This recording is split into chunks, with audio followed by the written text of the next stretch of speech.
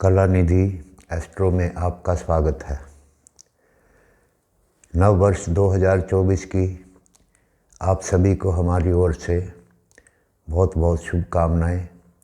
भगवान से प्रार्थना करते हैं कि आपका नव वर्ष आपके लिए मंगलमय रहे। आज जानते हैं सिंह लगन राशि वालों को जनवरी 2024 कैसा रहने वाला है। यह वर्ष का प्रथम महीना है और कहते हैं कि शुरुआत अच्छी हो तो सब अच्छा ही होता है। उपाय वीडियो के अंत में बताए जाएंगे। अगर आपकी कुंडली में लगन में 5 नंबर लिखा है, चंद्रमा 5 नंबर राशि में है, तो आपकी सिंह लगन या सिंह राशि की कुंडली है। जहाँ से भी अधिक शुभ फल आपको प्राप्त हो उसी के अनुसार आप इसे देख सकते हैं।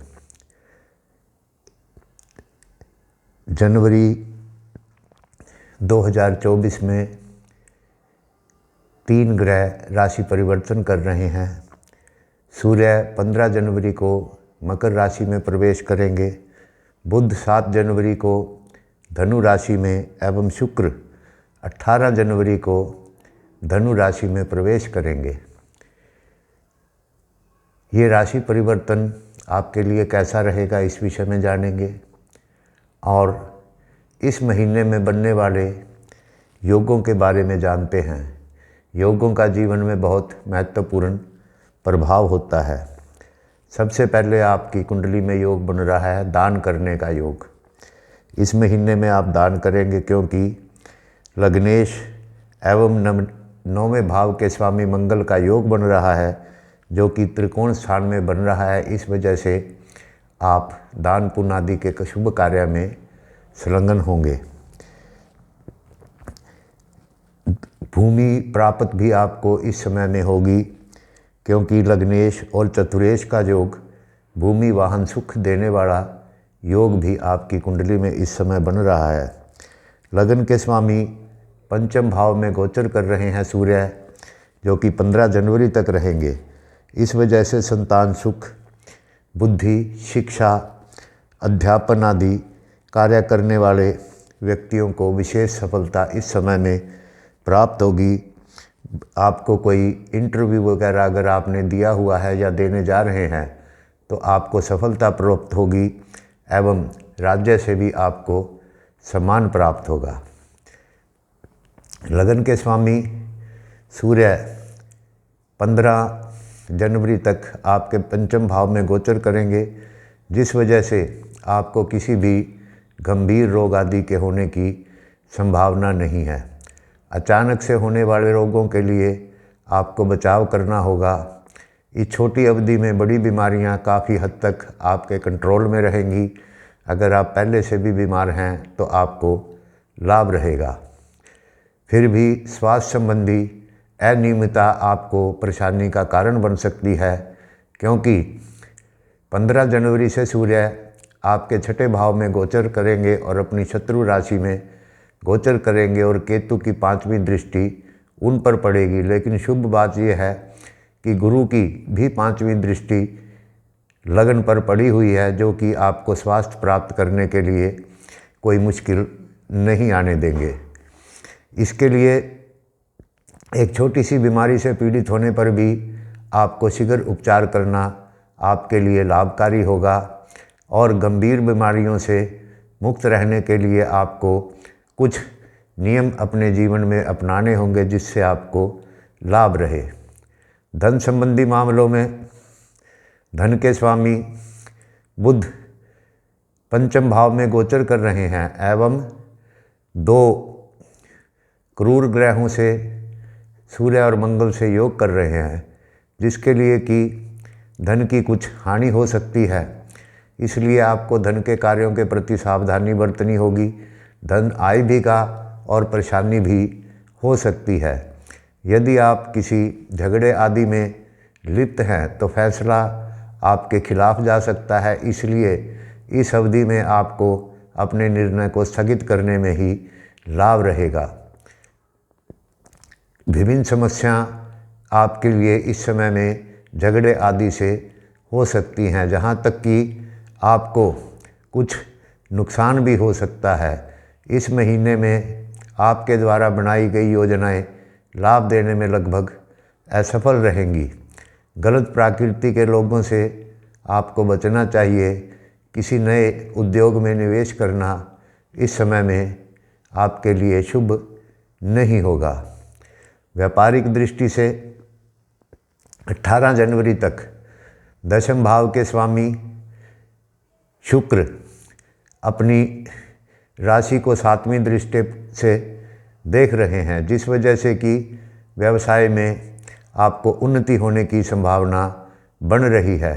लेकिन राशि परिवर्तन 18 जनवरी के बाद से व्यापारिक दृष्टि में कुछ कमी होने की संभावना है। यह समय आपके कार्यों के लिए बहुत उपयोगी नहीं रहेगा, क्योंकि यहाँ ये क्रूर ग्रह से योग करेगा।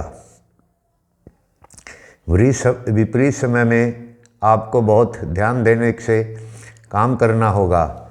अपने विचार सोच समझकर काम आपको करें। इस महीने में आपके द्वारा व्यापार के लिए कार्यों में यात्रा करने के भी योग बन रहे हैं। पूर्व दिशा में यात्रा करना आपके लिए लाभकारी होगा।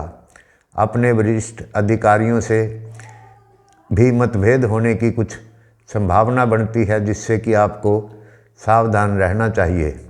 किसी भी तरह की बाधाओं को दूर करने के लिए आपको प्रयास करने चाहिए। ये समय रहते ही ऐसी संभावनाओं का अगर आप समाधान कर लेंगे तो आपको शुभ रहेगा। इस महीने में धैर्य रखना ही आपके लिए हितकारी होगा एवं अपने पेशेंस को लूज मत होने दें। यदि आप अपने कार्य क्षेत्र में किसी भी विवाद में उलझेंगे तो आपके लिए जटिल समस्या पैदा हो सकती है। इसलिए आपको किसी भी प्रकार से किसी समस्या में नहीं उलझना चाहिए। इसके लिए आपको सावधानी बरतनी होगी। अब जानते हैं विद्यार्थियों के लिए। विद्यार्थियों के लिए यह समय बहुत शुभ है।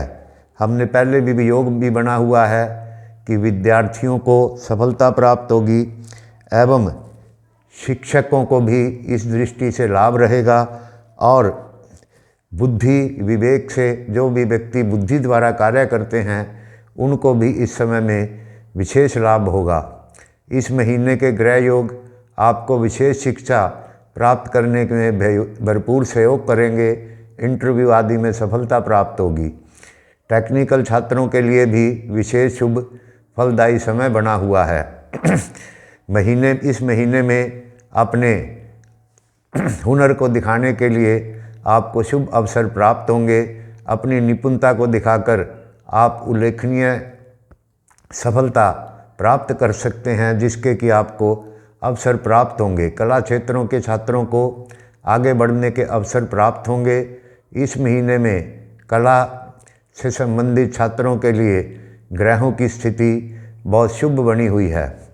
परिस्थिति में अपना हुनर दिखाकर आप मानसिक रूप से अपने आप को तैयार करें और सफलता प्राप्त करेंगे। अपने अध्ययन कार्यों में तेज़ी से निपटने में आपको इस समय में शुभ लाभ प्राप्त होगा। प्रयास करते रहें, जिससे कि आप अपने लक्ष्य को प्राप्त आसानी से कर लेंगे।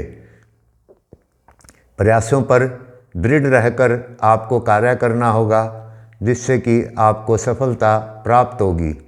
जो व्यक्ति यात्रा करने की सोच रहे हैं या टूरिज़्म आदि के कार्य करते हैं, उनके लिए यह समय कोई विशेष शुभ फलकारी नहीं होगा। यात्रा आदि आपको ध्यान से करनी चाहिए, क्योंकि इस समय यात्रा संबंधी कुछ विशेष शुभ योग नहीं बन रहे हैं। लेकिन नवम भाव में पंचम भाव के स्वामी गुरु होने की वजह से आपको विदेश संबंधी किसी कार्य से लाभ हो सकता है। नौकरी व्यापार के लिए बड़े पैमाने पर यात्रा करना इस अवधि में आपके लिए कोई विशेष शुभ फलदायी नहीं होगा। ऐसे में आपको अपने ज़्यादातर व्यावसायिक कार्यों से की जाने वाली यात्रा कम करनी चाहिए। इसके बाद ही आप अपने प्रयासों में सफल होंगे। इसके अतिरिक्त विदेश दौरों में सफलता की संभावना कुछ इस समय में बनती है। विदेश दौरों को यदि आप करेंगे तो उससे भी आपको लाभ हो सकता है। पर्यटन विषयों के लिए की गई यात्राएं में कुछ विशेष लाभ होने की संभावना नहीं है। पारिवारिक दृष्टि से 4th हाउस में शुभ ग्रह शुक्र के होने से 18 जनवरी तक आपको भाई बंधुओं का सहयोग प्राप्त होगा एवं शुभ फलों की प्राप्ति होगी। इस महीने में आप अपने परिवार से लाभ की उपेक्षा कर सकते हैं क्योंकि ग्रह आपके अनुकूल चले हुए हैं। आर्थिक रूप से संतुष्टि बनी रहेगी। आय में वृद्धि के भी संकेत मिलते हैं। आपके बच्चे भी पढ़ाई में अच्छा प्रदर्शन करेंगे, साथ साथ अन्य गतिविधियों में भी वह सक्रिय रूप से भाग लेंगे जिससे आप संतोष प्राप्त करेंगे। परिवार में प्रसन्नता व आपसी तालमेल का वातावरण बना रहेगा। बच्चों के लिए उन्नति करने के मार्ग खुले हुए हैं एवं उनको श्रेष्ठ उन्नति प्राप्त होगी। उनमें से कुछ बच्चे अधिक योग्य होने के कारण उचित अवसरों का लाभ उठाकर अपनी प्रतिभा का परिचय देंगे। अब जानते हैं इस महीने में करने वाले उपाय।